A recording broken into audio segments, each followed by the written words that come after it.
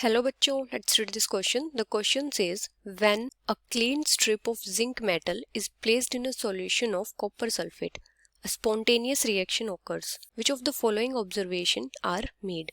And the options are: the mass of zinc metal decreases gradually, the copper metal starts depositing on either zinc plate or settles down to the vessel, the solution remains electrically neutral, the temperature of the solution decreases as it is an endothermic reaction.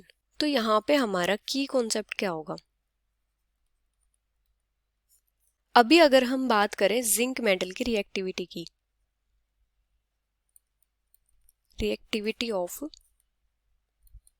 Zinc metal, तो जो zinc metal होता है उसकी reactivity copper metal से ज्यादा होती है, मतलब वो कॉपर से ज्यादा रिएक्टिव होता है। तो वो क्या करता है, जब अगर हम किसी कॉपर सल्फेट सॉल्यूशन में जिंक मेटल डालते हैं तो वो क्या करता है कि कॉपर को डिस्प्लेस कर देता है, मोर रिएक्टिव देन कॉपर,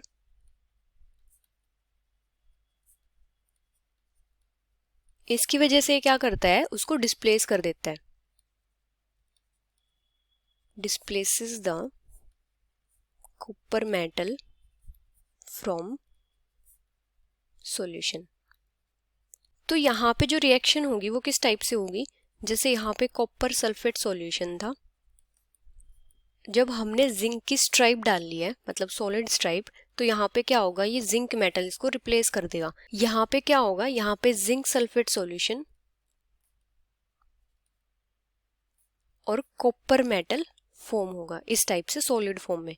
इस सॉल्यूशन में क्या होगा, यहाँ पे कॉपर आयंस होंगे और सल्फेट आयंस थे। तो यहाँ पे जो जिंक है उसका ऑक्सीडेशन हो रहा है, मतलब वो क्या कर रहा है, इलेक्ट्रॉन्स का लॉस कर रहा है, जिसकी वजह से यहाँ पे क्या फॉर्म हो रहा है, जिंक आयंस और 2 इलेक्ट्रॉन्स रिलीज हो रहे हैं। तो जो कॉपर आयंस है वो क्या करेंगे, इन इलेक्ट्रॉन्स को गेन करके कॉपर मेटल फॉर्म करेंगे, मतलब सॉलिड फॉर्म में कन्वर्ट हो जाएंगे ये।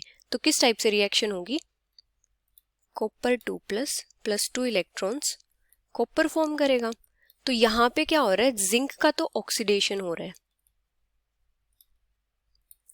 और जो कॉपर है उसका क्या हो रहा है, रिडक्शन हो रहा है, क्योंकि जो जिंक है वो क्या होता है, स्ट्रॉन्ग रिड्यूसिंग एजेंट भी होता है, स्ट्रॉन्ग रिड्यूसिंग एजेंट। वो क्या करता है, खुद तो ऑक्सीडाइज होता है और जो दूसरे आयंस होते हैं उनको रिड्यूस करवाता है।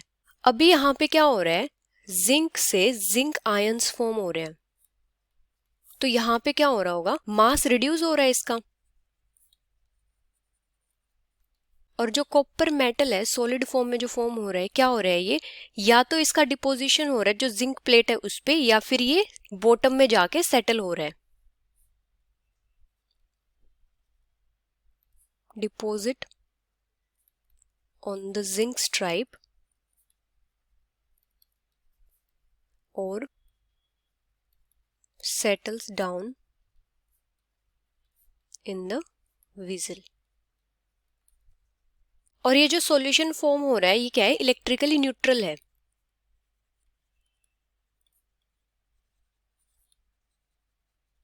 क्योंकि यहाँ पे जो 2 इलेक्ट्रॉन्स इसने रिलीज किए थे वो कॉपर आयंस ने गेन कर लिए और वहां पे क्या हो गया, कॉपर मेटल फॉर्म हो गया। तो ये जो सॉल्यूशन होगा ये इलेक्ट्रिकली न्यूट्रल होगा। मतलब अगर हम देखें, अगर हम जिंक और कॉपर की फॉर्म में देखें तो ये रिएक्शन किस टाइप से हुई है, जैसे यहाँ पे जिंक सॉलिड फॉर्म में था और यहाँ पे कॉपर के आयंस प्रेजेंट थे। तो यहाँ पे क्या फॉर्म हुआ है, यहाँ पे जिंक के तो आयंस फॉर्म हो गए हैं और जो कॉपर है वो सॉलिड फॉर्म में कन्वर्ट हो गया। इस टाइप से इसकी रिएक्शन है। और ये जो रिएक्शन है ये एंडोथर्मिक रिएक्शन नहीं है, नॉट एन एंडोथर्मिक रिएक्शन। अभी अगर हम स्टेटमेंट्स देखें तो फर्स्ट स्टेटमेंट क्या है, the mass of zinc metal decreases gradually, तो ये स्टेटमेंट हमारी क्या है, करेक्ट है। सेकंड है, the copper metal starts depositing on either zinc plate और settles down to the vessel, तो ये स्टेटमेंट भी हमारी करेक्ट है। थर्ड क्या है, the solution remains electrically neutral, तो ये स्टेटमेंट भी करेक्ट है। Fourth, the temperature of the solution decreases as it is an endothermic reaction, तो ये स्टेटमेंट हमारी इनकरेक्ट है, क्योंकि जो रिएक्शन होती है ये एंडोथर्मिक नहीं होती है। So the final answer is option D. Hope you understood it well, best of luck.